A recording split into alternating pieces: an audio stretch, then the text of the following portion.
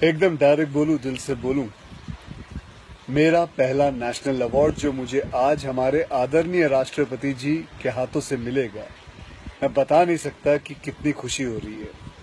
आपको पता है, जिस दिन इस नेशनल अवार्ड की अनाउंसमेंट हुई थी ना, उस दिन मैं अपनी माँ से बात करते हुए अपने बचपन का एक दिन याद कर रहा था, जिस दिन एग्जाम का रिजल्ट आया था और मेरे मार्क्स बिल्कुल अच्छे नहीं थे। आप लोगों से झूठ नहीं कहूंगा, मैं उस कक्षा में फेल हो गया था। रिपोर्ट कार्ड लाते हुए मैं ये सोच रहा था कि आज घर में बड़ी कुटाई होने वाली है यार। उस दिन मेरे पिताजी ने मुझे सामने बिठाया और बड़ी शांति से कहा, देखो बेटा, तुम करना क्या चाहते हो, ये बताओ मुझे, बताओ करना क्या चाहते हो। मैंने कहा, पापा मैं स्पोर्ट्स में मन लगता है मेरा, मैं खेल कूद करना चाहता हूँ, खिलाड़ी बनना चाहता हूँ। उन्होंने कहा, ठीक है, फिर उसमें ध्यान दो, हम सपोर्ट करेंगे, साथ में थोड़ी पढ़ाई भी करो। आप विश्वास नहीं करोगे, खेलते खेलते मैं मार्शल आर्ट करने लग गया, मैं मॉडलिंग में आ गया, एक्टिंग शुरू कर दी। उन्होंने हर चीज में मुझे सपोर्ट किया। अगर उस दिन मेरे पेरेंट्स ने ये ना समझाया होता कि मेरी स्ट्रेंथ किस चीज में है, तो आज मैं सोच भी नहीं सकता कि ये नेशनल अवार्ड कभी मेरे हाथ पे होता।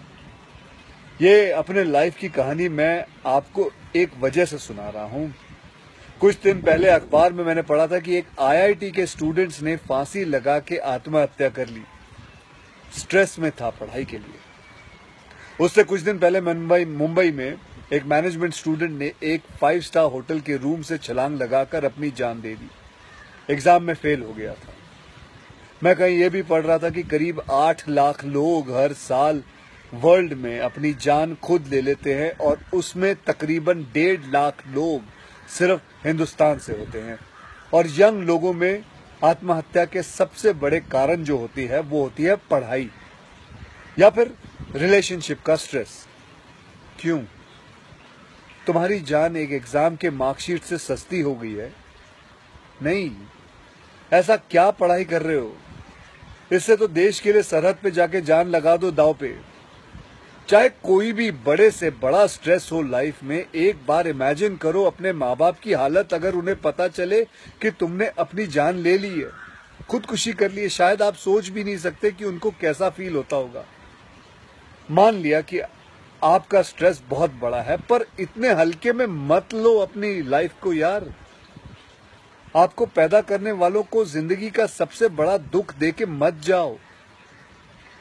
और पेरेंट्स से भी यही कहूंगा, यही पूछना चाहूंगा कि कहाँ गए वो जमाना, कहाँ गया वो जमाना जब आप लोग अपने बच्चों के साथ डिनर टेबल पे बैठ के बातें किया करते थे, पूछा करते थे कि कैसा चल रहा है, आपके दोस्त कैसे हैं, पढ़ाई कैसी चल रही है। आज आपका बच्चा आपको अपना स्ट्रेस कैसे बताएगा जब आप भी अपने फोन में आंखें गाड़ के बैठे हो और आपका बच्चा भी फेसबुक पे फ्रेंड्स ढूंढ रहा है।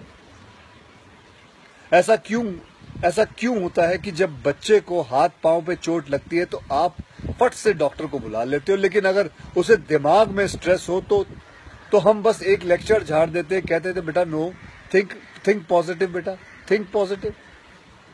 मेंटल हेल्थ के लिए भी डॉक्टर या काउंसलर से हेल्प लेना उतना ही जरूरी है जितना और किसी तकलीफ के लिए। इसमें कोई शर्म की बात नहीं है। देखो, मैं कितना भी ज्ञान दे दूं, सोचना आपको खुद ही है कि आपकी जान आपकी सबसे कीमती चीज है।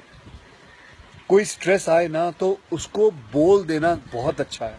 अपने अंदर घुलना, उसको अंदर रखना, दबा के रखना बिल्कुल नहीं। किसी दोस्त को बोल दो या अपने माँ बाप से शेयर करो।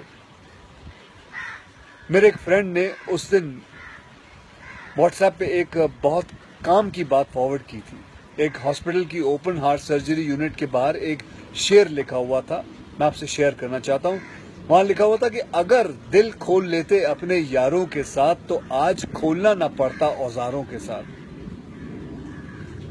भैया मुझे एक प्रॉमिस करो कि आज प्लीज आज एक प्रॉमिस करो कि टेंशन कोई भी हो, सोल्यूशन है, कहीं ना कहीं उसका सोल्यूशन है। और वो सोल्यूशन आत्महत्या बिल्कुल नहीं है, कभी नहीं है, किसी हालत में नहीं है। अपना ध्यान रखो। मिलते हैं फिर। Till then, next time, good bye, जय हिंद।